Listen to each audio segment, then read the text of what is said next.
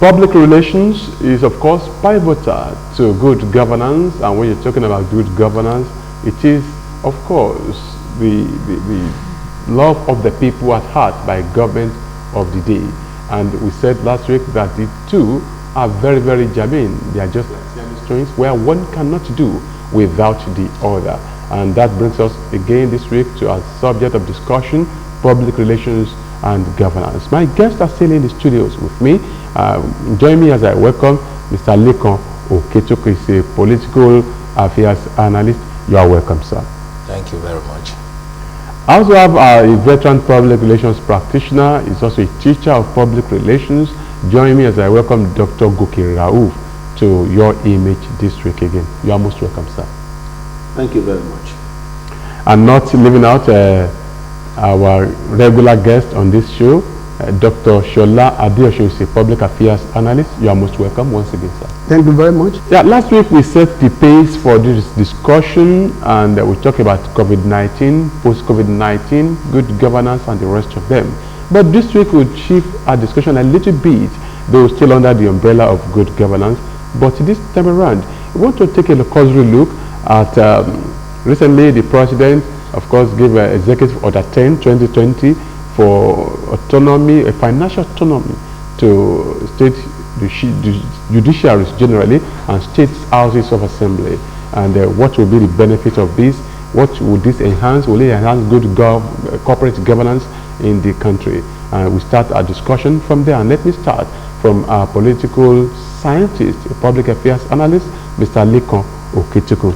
Last week, we read in the news that the president, of course, gave Executive Order 10 to be specific of 2020, which gives financial autonomy to states, houses of assembly, and the judiciary. This, I think, to you as a political scientist, is a good news. So what will we say on this? Well, thank you very much. It's a welcome development. For a very long time, this has long been overdue. Now, if you look at democracy, the practice of democracy in advanced countries, it rests on the pillar of separation of powers. Now, you cannot have separation of powers the way it should be without financial autonomy. And exactly that is exactly what the executive order addressed.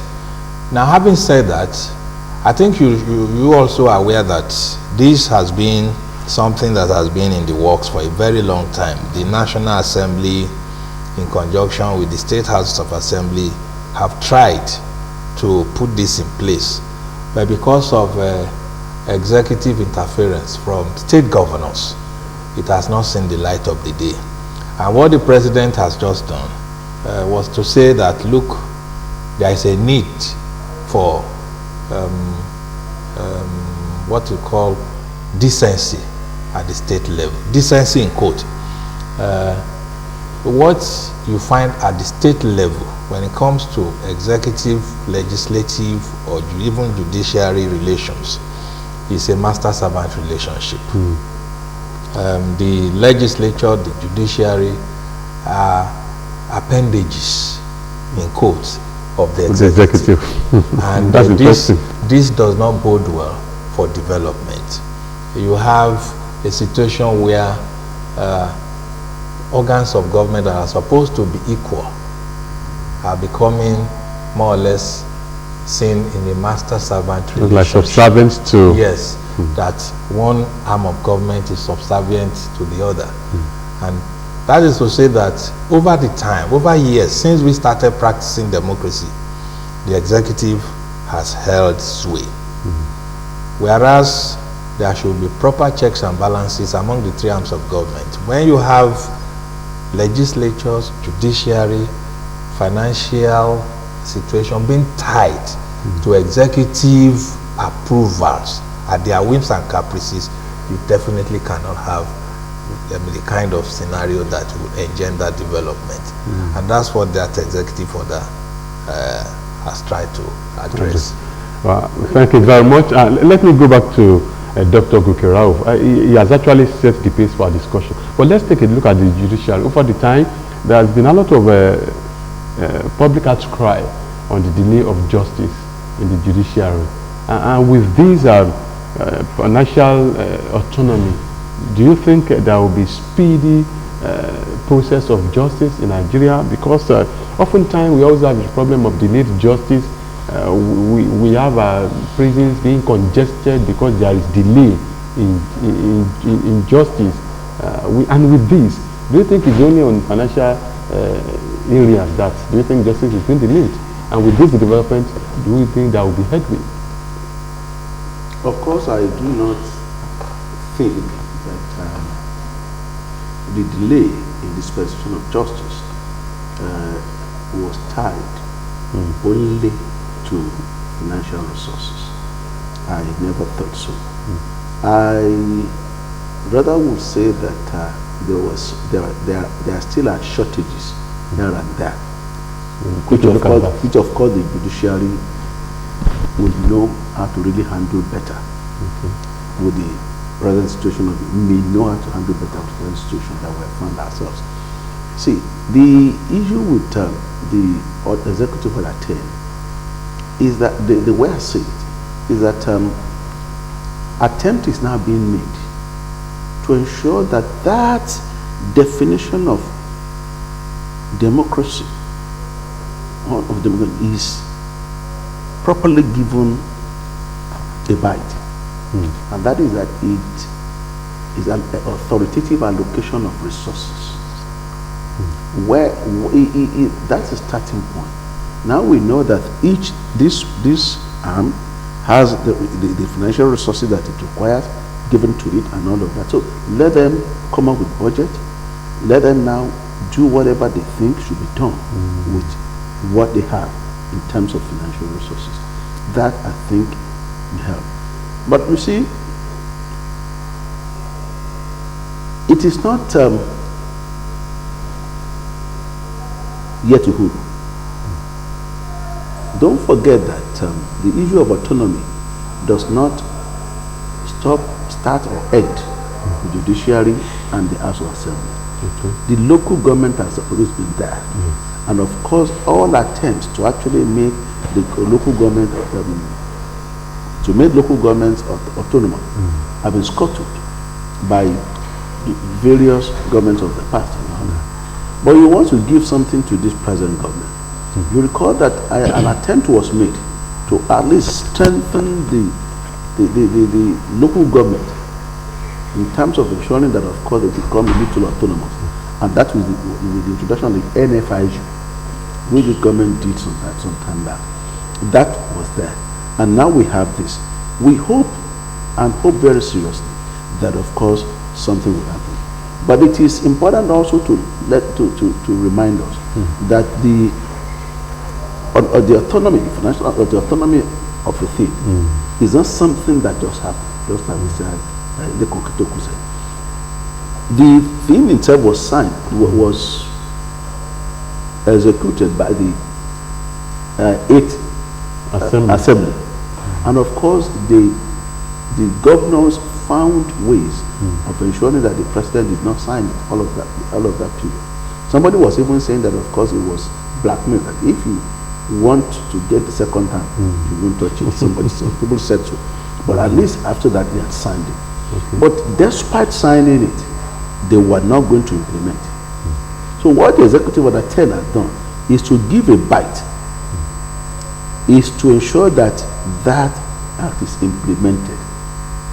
It's implemented. At least now, we know that if it is implemented properly the way the president has signed it, the accountant general of the federal or the federation will have to wire money into the accounts of the judiciary and the. So that is if they fail to implement. That's the starting point. That's the starting point. Their money will have to come directly into their account straight. But the problem will be how do the governors relate with the judiciary and the executive and the legislators when it comes to the issue of IGR? Will they now do the right thing by ensuring that when they get their IGR, the monies belonging to all of them are fired into their various accounts. It's going to be, we're still going to have little challenges, because you should expect that you should expect resistance. No, I will still come back to that. I think I'm going to ask him that because a lot of resistance from the, yes, as much as Dr. Adesh, as much as this can work, to the best of my knowledge, with the judiciary, let's go to the legislative arm of government, where the relationship with the executive has always been cat and mouse over the time. Don't you think there will be crisis between them, especially when it comes to budgeting, approval, and the rest of them? And with this development, don't you think this will create hiccup somewhere? Thank you. A lot has been said about this topic, from Mr. Oketokun to Dr. Okay. I'm seeing series of theory being propounded. Even up to this stage, that executive approval have been used by the president source. I'm looking at it from the angle where we want to go into full implementation. And in journalism, that you normally say that whoever pays the piper dictates the tone. Let's assume that with financial autonomy to the legislature at the state level, money, which is one of the major factors that can influence a lot of things, have been taken care of. But to a certain extent, because one, we need to ask questions before somebody will get to the house as legislature, and I'll begin to rely on this development to carry out his or her responsibility. He must have started from somewhere. Who actually introduced him to the politics? How did he get ticket? What are the arrangements before he got the ticket? What are the gentleman agreement or other way agreements? It's either gentle or whatever agreement before getting to the power. Then, getting to the power will lead ideas strictly to the constitutional profession, or a little to the right or little to the left. What is the role of Godfather in this situation? Can we completely do without that? If you cannot do without that, how do we strike a kind of a balance between the two? Because you are coming from somewhere. There might be series of agreement, though some of them will get there and definitely say, look, I'm going to stick to constitutional provision. But what happens after sticking to constitutional provision for the first time? Provided, or moreover, when he's still looking for second term or third term. That is another thing I'm looking at. So based on that, I am looking at it that it's a gradual thing. We shouldn't expect that immediately we start implementing it. It will yield 100% whatever result we're expecting. But it will take some time. When those people get to power independently, not depending on Godfather. That is one. Two, when those people now look at the faces of whoever is the head of the executive and say, look, for the first time, this is my responsibility, this is your responsibility. And if they can do that for the first time, the second time, and discover that they are the kind of adjustment, this one is trying to shift ground, this one is trying to shift ground, it will work. So, where we're talking about the issue of local government allocation and whatever, and what he simply did was to get the money directly from the federal government and call these people one after the other. This is the money based on government provision, but this is how I'm going to do it. Sign that you have received so amount of money as disbursed from the federal government now, and after signing it, I'm going to give you so percentage. And when you step out of this office, never tell anybody you did not collect what you have signed for. When these people go back to their respective local government, the intention or the perception of people is that this time around you are free. Let's do this, let us do this, let us do that. At the end of the day, you discover that it is a matter of as if we are cajoling ourselves. I hope that will not happen in this situation. Okay. Thank you very much, Dr. Adesha. You're watching Your Image, and we're talking about public relations and governance, and my guests are still in the studio, and I'm sure you are really enjoying their presentation and, of course, their summations as well. Let me go back to Mr. Lukan Okechukwu. Dr. Oguko, I've mentioned something about resistance from certain people, and definitely there's been resistance from people, especially from a section of the governors, particularly the opposition. Some of them have threatened that they will take the president to court on this development in the autonomy for the state houses of assembly as well as the judiciary. What is your take on this? Do we need to begin litigation on what we believe will bring succor to the people generally? Well, I guess litigation is part of democratic process.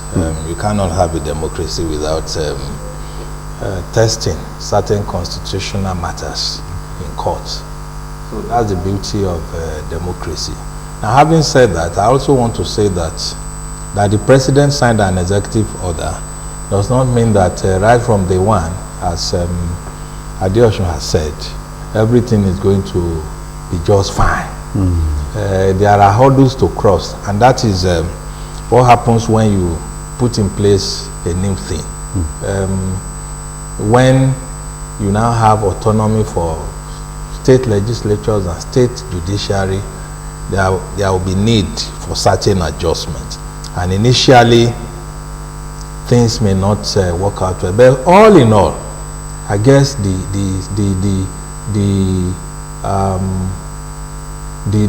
nitty-gritty of the whole thing is that we want a situation where there will be complete separation of powers. It's only when you have complete separation of powers, although with some form of cooperation, and is that with feasible? some form of cooperation, that's why I say with some form of cooperation, you understand, because there cannot be strict compartmentalization of the arms of government. There must be separation with cooperation, and that's the spirit. But if you have a scenario where the executive is the one that disburses funds to either the judiciary or the legislature, then you cannot have good governance. What you have will be at best dictatorship of the executive, and that's what we have been having at the state level. At the federal level, this is being practiced. We have been doing that right from the legislature they have their allocation direct, and that's why you have the kind of robustness in terms of decision, the legislature at the federal level. You understand me? Because the National Assembly is not tied to the apron strings of the executive. They have the allocation as first line charges. Once their budget is made, and there has to be allocations to them, whether the president likes it or not. It is not dependent on the whims and caprices of the executive. And that's exactly what they are trying to replicate at the state level. And if we get our acts right, we are going to begin to have the kind of synergy, the kind of respect that is due to all arms of government. Because right now, it's like the executive is too overbearing. And even sometimes there are no-go areas for state legislatures and even state judiciary. And this executive, signing of executive at 10 is designed to address that. All right, let me come back to Dr. Kukerao. Checks and balances is part of democracy and good governance. Let's now look at the CLOs, civil liberties organizations, and the rest of them. Don't you think they have a role to play in this too, especially in a way of fighting for the vulnerable, the less privileged, and even the physically challenged people? I think they should enjoy from this democracy, because when you take a look at how governance is run, oftentimes I think we forget about this set of people, and they need to beg for government to look at their side. What do you think CLOs should do in this area, especially the physically challenged particularly? The CLOs have work to do. They have responsibilities. And they have been very much up and doing in the past. Especially during the military government. And that happened. And they were so very vibrant and relevant because of the nature of military government. Today we have democracy, and we expect that of course there should be separation of powers, where the legislatures will take care, the legislature will take care of most of the things that the CLOs were actually fighting for and all of that on those periods.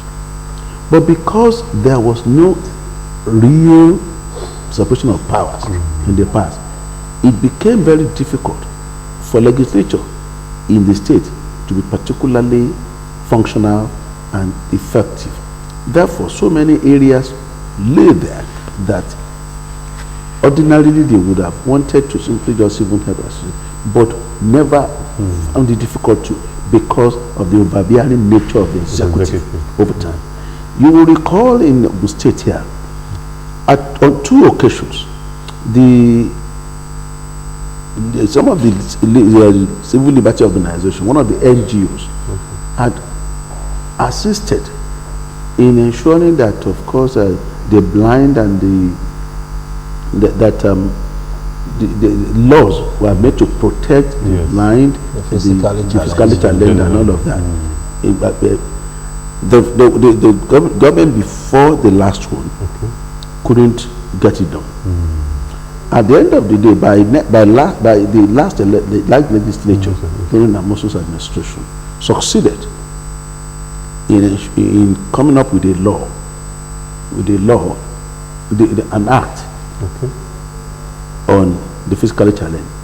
But as we speak, that has not been signed. The bad governor did not sign it, and of course that is also because you had a situation where the governor could say, that is the way I want it. You understand? And of course the legislature will say, yeah, we have no alternative. If we insist, he will not pay us. But that era seems to be going into the oblivion. But like the 2 other people have said, it will take gradual process. It's not easy to accept this kind of challenge and defeat. You understand? To the governors, it is like a defeat. But it's not. It is not. All right. Dr. Adichie, a very quick one because of our time. So we'll just give a last your take home on this show today. Just a very brief one. Holistically, because we're discussing all these topics in relation to public relations. We've said a lot, but the PR practitioner will still be involved in all this. What we need to do now is, one, it's not enough to be a public relations officer. You can't be an image maker without knowing how to manage the image you are making. Therefore, in order to be able to conform with today and future challenges in our society, there is need for strategic public relation management. Strategic public relations. And a very final one from Mr. Lekon. Very quick one, sir. The thing I have to say finally is that let us pray that this autonomy thing that has been signed by the president see the light of the day, because there is not enough to have financial autonomy. The behavior of the gladiators, of the practitioners also matter. Thank you very much. It matters, and it matters for the future of this country. And this is where we draw the curtains of this week's edition of Your Image. I'm sure you really enjoy my resource persons today. Thank you so much, Mr. Lekon Okechukwu, for your contributions. Dr. Gukerov, your contribution is very, very heavy. No? God bless Nigeria. Thank you very much. And Dr. Shola Adeosun, it's been a pleasure having you on this show. And until we meet next week for another well-packaged edition of Your Image, please be a patriotic Nigerian. God bless my country.